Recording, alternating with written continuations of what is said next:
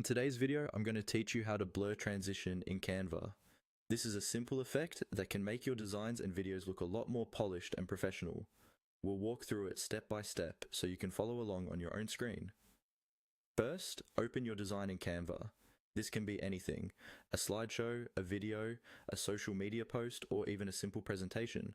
Make sure you're on the page or slide where you want to add the blur effect. Now, click on the element you want to animate. This might be a photo, a text box, a shape, or a graphic. When you click on it, you should see a highlight or outline appear around it, showing that it's selected. If nothing is highlighted, that means nothing is selected, and the animation options won't show up properly.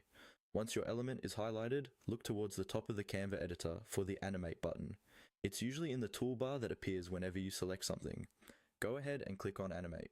This will open a panel or menu where you'll see different animation styles you can apply to that specific element. In the animation panel, you'll find a variety of options like fades, slides, and more dynamic movements. What we're interested in is the blur effect. Scroll through the available animations until you see the option labeled blur. Depending on your version of Canva, this might appear under a certain category like photo movement, subtle, or something similar. When you hover over or click on blur, Canva will show you a quick preview of how that animation will look on your selected element. Click on blur to apply it.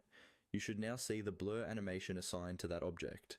If Canva offers additional controls, like adjusting the animation speed or direction, take a moment to experiment with those settings to match the tone of your project.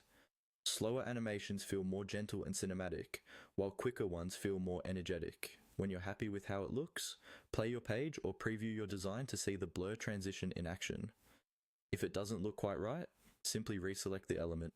Go back into Animate and either tweak the blur settings or choose a different style until it fits what you need. That's all you need to do to add a blur transition in Canva. With just a